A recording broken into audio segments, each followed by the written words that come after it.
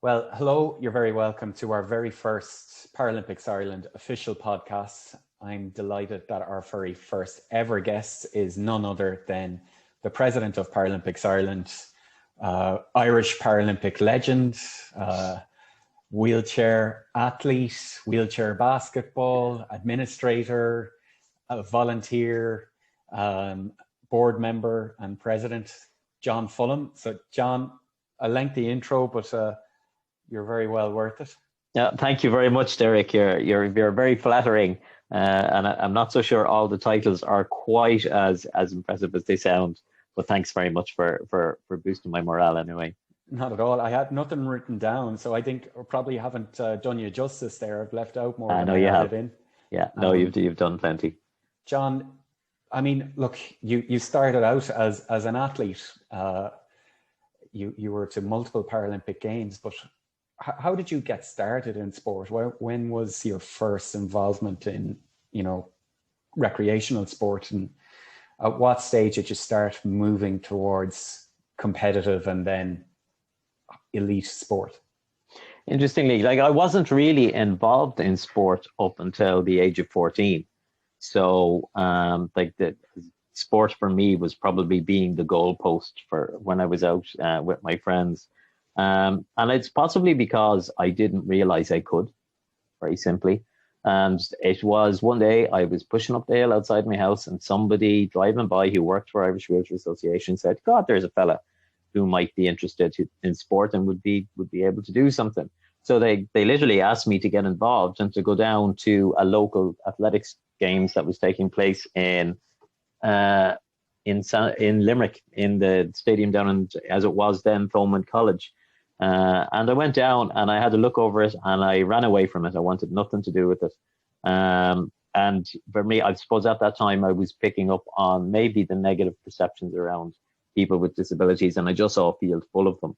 And that's probably not a politically correct term, but it just frightened me. So I went away, and they kind of came after me and said, come on, give it another chance. And I went to a basketball session up in a gym, in a local gym in a place called Bonmore in Limerick.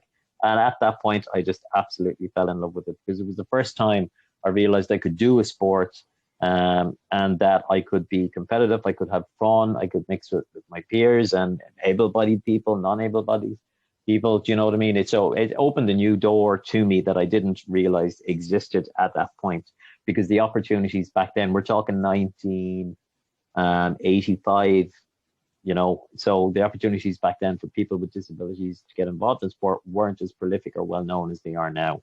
The Paralympic Games itself wasn't given the recognition or credit that it deserved for the event that it is back then.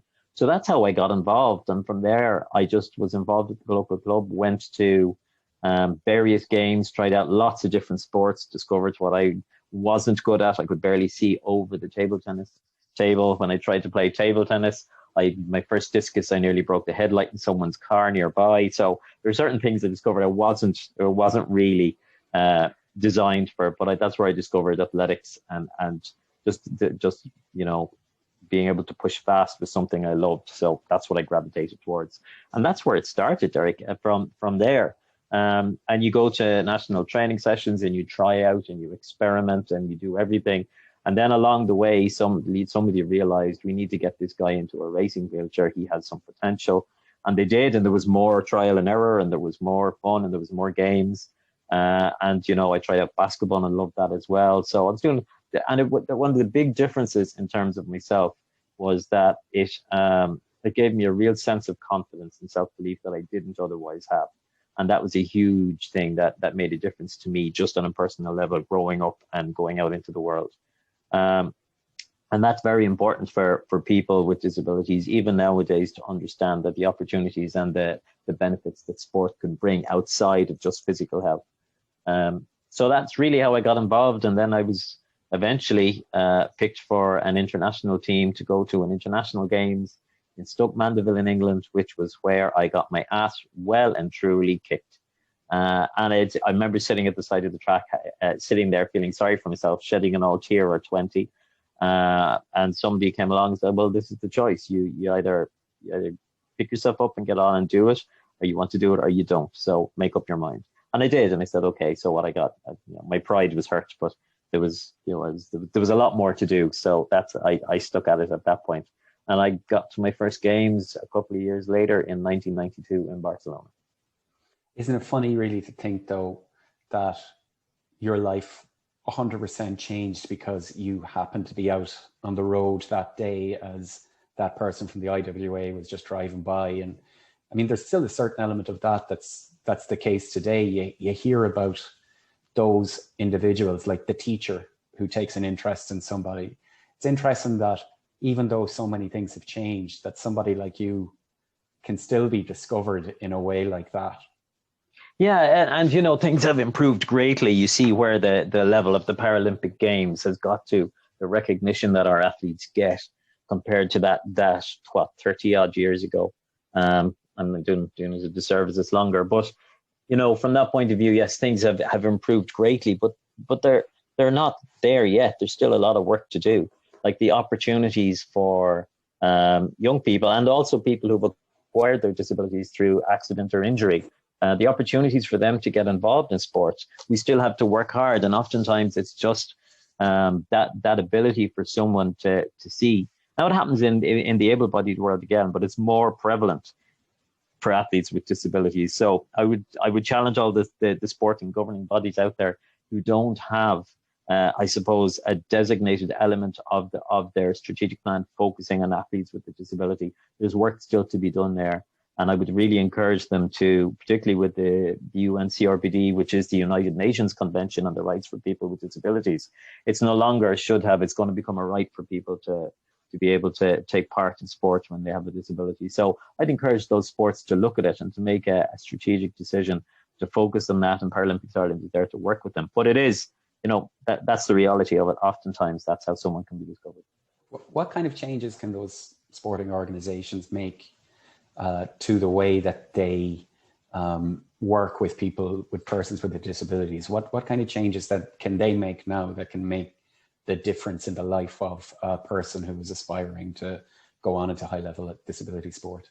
I think the first thing that needs to happen is a willingness from the organization to be inclusive and not to shy away from it due to a fear or a lack of knowledge of how to do it. The knowledge is there and support can be given. But the first thing the organization has to do is not to be afraid and it's not rocket science. Oftentimes it's very, very straightforward and simple things, and to be inclusive in their own ground roots. And when someone comes along to include them and say, okay, how can we get you involved, and to look at a potential pathway. And that's the starting point.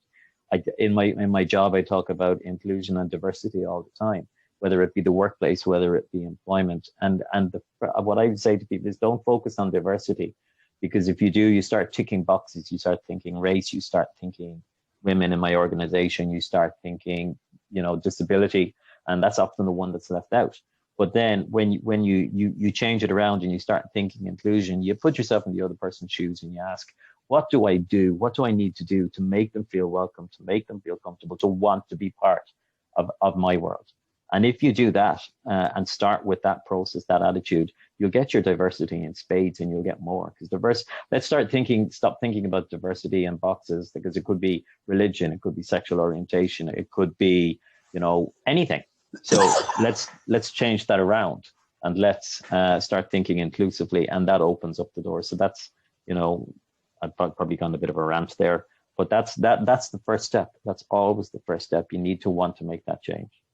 Look, this is obviously something you're extremely passionate about, John, but it's more than just a passion for you. It's a way of life. This is something that you do through your work. Do you want to explain a little bit about that? Yeah, I work for Irish Wheelchair Association. I work for them. I worked for AIB Bank for 25 years, and then decided at a certain point in life that I wanted to change in direction. And an opportunity came up to work with an organization who had been so helpful to me in teaching me how to drive and sport. That's the two things that I got out of that organization that opened up the door to me. And it was great to be able to give something back and to not be just twee about it, to get paid for doing it as well was very helpful. So it was a career change, and it's because I use a wheelchair myself. I live it. So I'm very passionate about making sure that the opportunities for the next generation are there, and that the the rights are wrong, or the wrongs are righted. I would hate to think that my son, who's 4 now, would be denied something because of discrimination, or denied an opportunity based on that premise. So, it's a passion close to my heart. So, and I see it out there, and there's lots of goodwill, and there's lots of people willing to make a difference. But it's a lot of work still to be done. So it's close to home. It's a little bit of an oxymoron that we've spoken about the importance of inclusion and giving people the opportunity to be involved in sport, regardless of any perceived issues that they may pose to sporting organizations. But in Paralympic sport, it's actually quite exclusive. It's a little bit, people don't necessarily understand that Paralympic sport is a little bit, well, it's more than a little bit, it's exclusive because it's elite. Yes. It's the best of the best going on to compete at the highest level. How do you reconcile those two parts? Because in your role as a president of Paralympics Ireland, you obviously have a massive part to play in the promotion of just participation in sport for people with disabilities. But then there's also the dual remit of putting athletes onto podiums. How do you reconcile that? Is that difficult for you? Well, it's not difficult at all, because just to understand Paralympics, it plays in the circle of life. I put out something a little bit poetic. Yeah, but Paralympic sport is all about high performance. That's right. It's about being the best that you can be.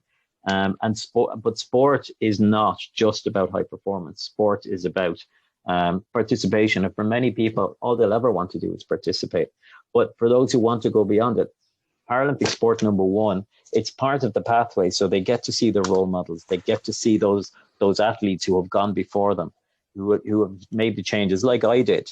When I was taking part, I didn't have those role models, and all of a sudden now, young people with disabilities have those role models. So that's number one.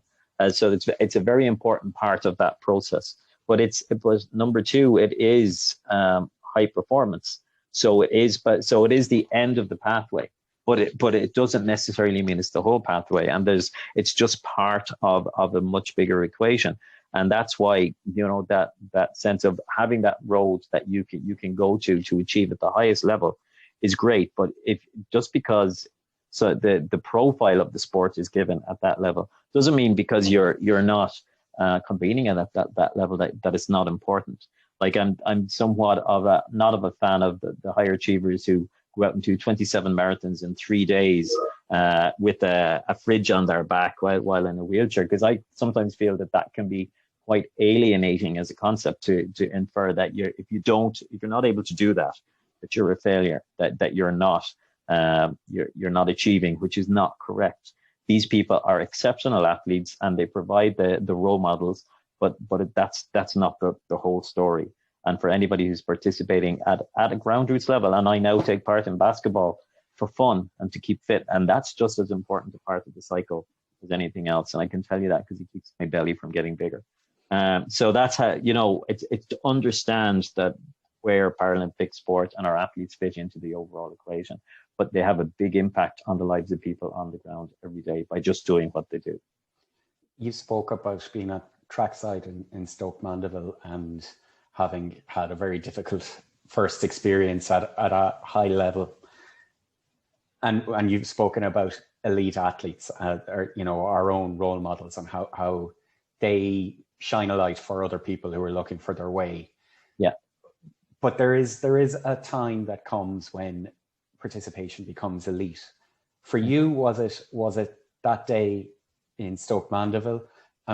What is it about you, and if you don't mind speaking for elite athletes, all of them, but what is it about elite athletes that makes them, have that moment when they sit on the side of the track and everything has gone against them, and instead of quitting, they instead say, okay, now I know what I need to do, and they redouble? Like, what is that thing, or can you put your finger on it that makes you want to do more?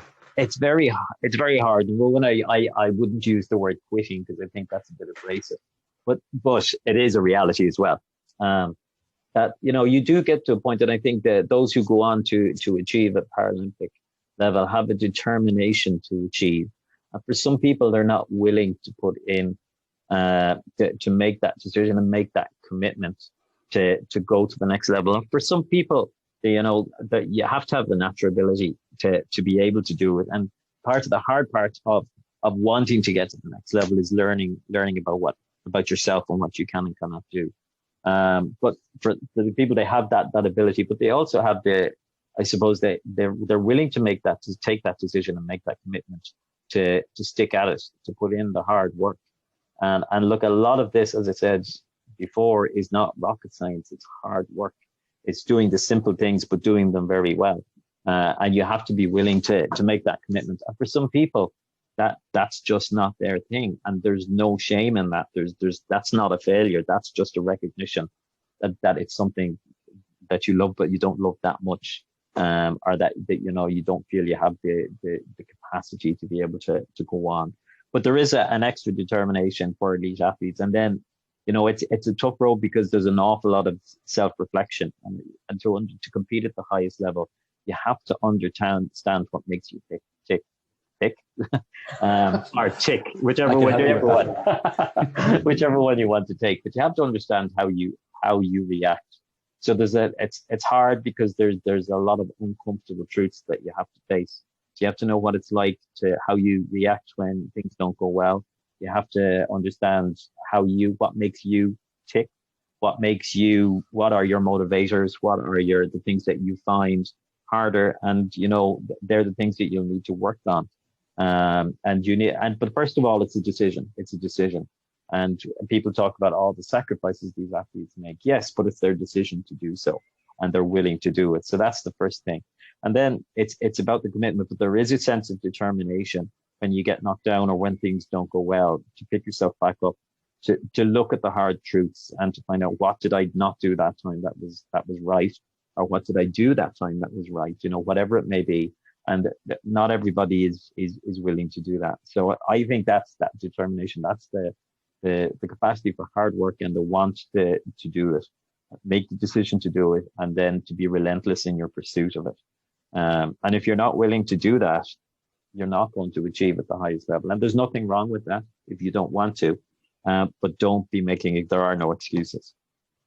So, and that's where the excuses come from. You've explained that really eloquently, and I think you've put a good definition around what elite sport is and what it takes to get to the next level. And I think all of us who start out as children and want to get involved in sport, we understand that there is potentially a pathway through to elite if you are good enough. If you aren't, then the important thing is that you stay involved at whatever level you're comfortable at. But the description that you've put together there of elite sport, does it ever frustrate you that maybe some people don't understand that exact same description of elite sport is relevant for your Paralympians? It's as relevant as it is with Olympians or with professional sports. Do you think that there's maybe any deficit in recognition for Paralympic athletes compared to others? Of course there is. I think it would be naive in saying that there isn't. And compared to where we were 30 years ago, there's an immense difference. It's not the same. But and I'm lucky enough to have grown up in the sport when it grew up and became a worldwide phenomenon. But we're not there yet. That's why we recently launched the next level, because we want for our athletes to have that parity of esteem, that recognition, not once every 4 years, not just when it becomes on the agenda, but all the time, for people to understand that this is equal, that the commitment made by Paralympic athletes is the same as Olympic athletes. And look, there is a reality there, Derek, that we've got attitudes to change. We're part of a bigger picture. So there is inclusion in terms of equality for people with disabilities in general, and Paralympic sport falls victim to that. Now, it's one of those very strong stories that you can use as role models to say, look, this is what true equality can look like, but the equality of recognition still isn't there. And there are many things, and there are many forms that would take. Whether we look at media, whether we look at funding, whatever we look at, there are improvements to be made. And the more Paralympic sport has grown, the more we realize that it's harder to compete at that level and it costs more. And you can't keep doing the same things that you did 20 years ago and expecting the same results. To keep up, things have to change. So there's a lot of work to be done. And you know, that parity of recognition is part of that equation, and it needs to be manifested in delivery. So it's not just talking about it, not recognizing it once. So every 4 years, it's about everything that comes under that, and it starts from the grassroots up. That's what we talk about. You know, making sure that people with disabilities at the groundroots level have the same opportunities, and then that feeds the whole way up through to the elite high performance level. I don't know if I'm articulating that well, but no. It's there's still work to be done. So we'd be naive in thinking that we were treated the same as the Olympic athletes. In terms of government funding, like the carding scheme, so if you get a gold medal at a Paralympic Games or an Olympic Games, you get the same level of funding. So that parity exists, but it's broader than that. It's more profound than that. So we've a job of work to do. But you know, I think Paralympic sport has in one way a heads up on the Olympics, because I feel the Olympics has kind of lost touch with the stories of their athletes a little bit. They've become so commercial, and so I would say, I suppose the public feel a little bit removed from the athletes sometimes. So I think that's where Paralympic sport has you know, gets that sense of appreciation from the public, that it's more true. They feel a closer sense to it. But I think, you know, if you look at our Olympic Federation here, they've done a really good job in trying to bring the public closer to our Olympic athletes. But that needs to happen at an international level. And I just feel that the IOC possibly has a bit of refocus to put on that, to bring it back. It's interesting. Well, look, John, it's always interesting whenever I talk to you. I had planned on beginning at the very beginning of your actual career as an athlete yourself, but I've really enjoyed that tangent, talking about the overall state of disability sports. Like, the Olympics and the Paralympics take place later this year. Do you see a stage in the future? I mean, we talk about Paralympic and Olympic being the same, having the same level of recognition, para meaning parallel. But do you see a stage in the future where, rather than talking about that level of recognition being the same, rather than it being talked about, that it is actually achieved, and that Paralympic and Olympic sports are seen exactly on the same level? Do you see that happening, and is it far off? I do see it happening. I see it happening in certain elements of it right now. Is it going to happen within the next cycle? It might improve, but I think it's, I referred back earlier on, Derek, to I suppose the broader inclusion and agenda, the broader inclusion and diversity work which Paralympic sport is part of. So there's so much more work to be done there at a social level in terms of inclusion and attitude, that I think the more progress happens at that level, I think the more benefit Paralympic sport will get, and it is the kind of the leading light and the good example of what true inclusion can look like. So it will happen. It'll probably take longer than anybody would want. It's, if you look at where the sport has come from 1988 in Seoul. I can remember competing in Atlanta when I could pick out my relations in the stadium because there were so few people there. There weren't the crowd attendances. You look what happened in Beijing, and then, you know, we moved to London, where, unlike China, the people were there because they wanted to be there, whereas I felt sometimes the people in China were there maybe because they needed to be there. But so, and I think, and then Rio could have been potentially a massive disaster for the Paralympic movement. But that's where I really feel, where my comment about people, the public, embracing the Paralympic movement, because they embraced the Paralympic Games over there in a way that they didn't embrace the Olympic Games. And that purity of purpose, I think, was what people related to, the lack of commercialism. But, you know, what we want is to get to that point where the Olympic Games and the Paralympic Games are treated equally. And I suppose interestingly, the Paralympic Games is very much dependent on an agreement with the IOC. So that if a city bids for an Olympic Games, they bid for a Paralympic Games as well. I would be interested, what would happen if that agreement didn't take place. Would they bid for both? And the money, the same commercial sponsorship isn't behind the Paralympic movement to the same degree that it is in the Olympic movement. So that's a perfect example of where we've a road to go yet. But yeah, so that's the example of how it'll probably take a little bit longer, but I would hate to see them divided. I still think that they're part of the one Olympic festival, and I think they're stronger together than apart, both of them. I think there would be losses for the IOC and the IPC if they separated. So I would like to see the capacity of the games. Because of that agreement, we've got a restriction of a certain amount of athletes that can attend the Paralympic Games. Longer term, I'd like to see the IPC push that agenda with the IOC and broaden that number so that more people can take part and that we can continue to grow, and that more sports coming in doesn't mean that other events or other sports are pushed out at the other end, which is a problem for Paralympic sport right now.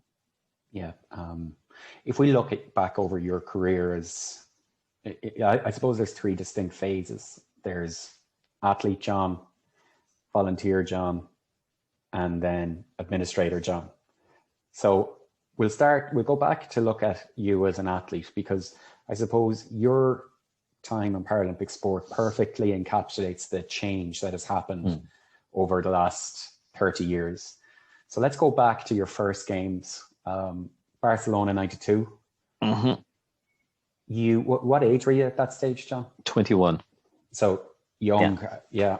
Like, what did you expect going to the games when you knew you were going to be going? Like, what were your expectations, and then what was the reality like when you got there and you, I suppose, were at the opening ceremony, if you were, and then competing? Like, what was your expectation versus reality? Well, it's interesting. There's the excitement of being picked for games like that. And quite honestly, the first thing that I was hoping for and blown away was I went to the opening ceremony. I might never get there again. I wasn't going to miss it. And that's a young head on competition shoulders. If by the end of it, by the time I got to Athens, would I have been bothered by an opening ceremony if it impacted my performance? Yeah. No, but back then.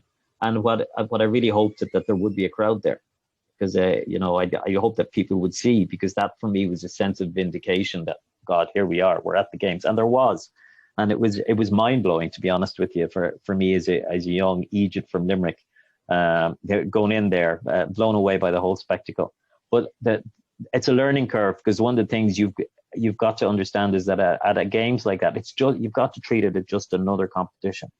And it's very easy to get distracted by all that surrounds it.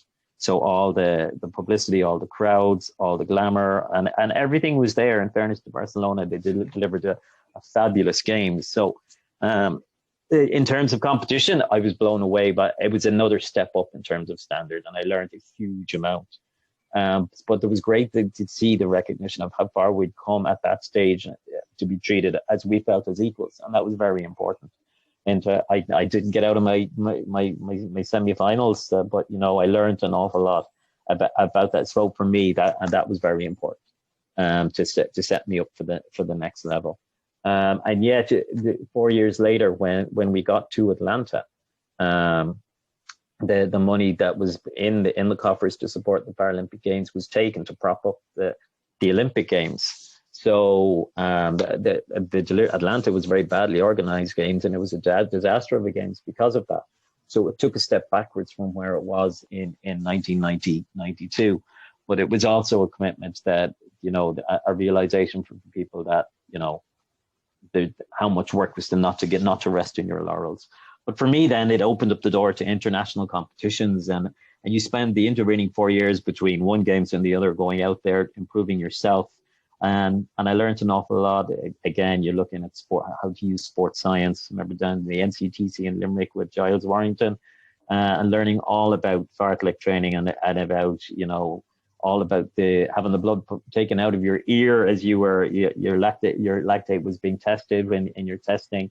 Learning how to use those tools and use that support, because for any athlete out there, they might look as if they're an individual athlete, but they're not. They have a huge team of people around them supporting them, coaches, trainers, physios, dietitians. So I learned all about diet and what I was good at and what I wasn't good at, and my obsession for Mikado was justified after training in terms of getting carbohydrates in, but it's probably not the ideal diet. So there's an awful lot psychology, just how to approach a competition, understand that piece of it, understanding how you tick.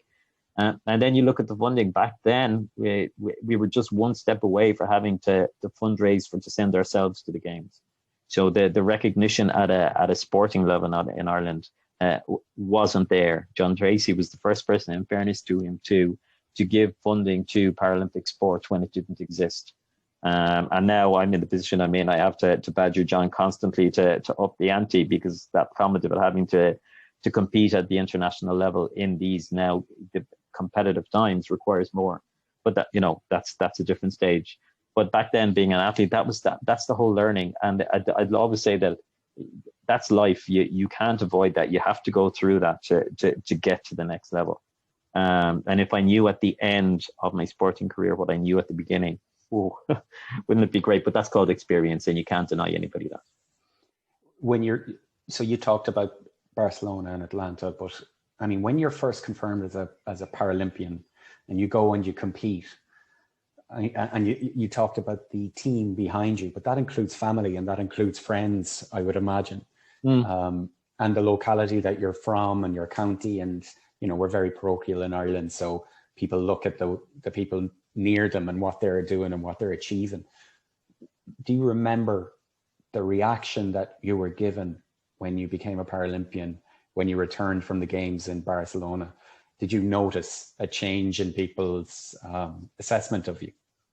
To a degree, to people who were very close around you, that it did, into your support network. But athletes with disabilities back then, when they came back from the games, didn't get the reaction, didn't get the recognition that they deserved for what they'd achieved.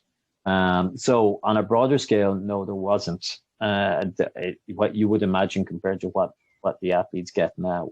And that's kind of part of my driving ambition, to make sure that they do get it, because they know what it's the frustration of what it's like. You come back, you think you're great, and rightly so. But the people around you don't know. Apart from your next door neighbors, nobody really knew back then what the Paralympic Games was. So from that point of view, that there was, once the games was over, it didn't really appear on anybody's radar again until Atlanta. So it's part of that whole the life learning experience, Derek. But it wouldn't stop you, and that's where elite athletes, it's not. I suppose you've got to look at the psychology of it and how it impacts you. That's where you dig deep and you learn, because if your performance was dependent on all of that, you'd be feeling very let down. And does that give you hope, John, when you talk about that, when you talk about the psychology of the athlete? Does that give you hope that we're facing into a very different games this year? Obviously, we know that there won't be any foreign supporters going to Tokyo, but that psychology that you're speaking about, does that give you comfort that the Paralympians and Olympians that are going to go and compete in Tokyo won't be affected by the changes, the way that may otherwise have been? It does, because number one, they're resilient. They'll adapt. They'll learn what they need to do to compete at those games, and it'll be a very, very different games. And at that level, it's about controlling what you can control. So a lot of that is beyond their control. So they have to let the organization, the likes of you, me, Dave Malone, Marie Malone, all the people around them, to take care of that, so that they can focus on their competition. But so they're very resilient and they'll adapt. But it is going to be a very different games. It's going to be very functional. And it really has forced, I would say, the two movements, the IOC and the IPC, to really drill down on what's essential and what's mandatory and what's important to allow a games to compete. And maybe for the next cycle in Paris 2024, which is only going to be 3 years away, they're going to learn some lessons from that, and make the games more, whether it be greener, whether it be less costly, whether it be more efficient, whatever lessons they will learn. I think Tokyo has been very good in kind of teaching people, unfortunately in a hard way, of what is essential for games to run. So it's going to be very functional. There'll be limited razzmatazz. There'll be limited crowds. But for the athletes, they just need to zone in on their competition, and they're part of the distractions that sometimes can, if you're not careful, can pull you away from what you need to be focusing on. So maybe in the long run for the athletes, there might be some advantages to that too.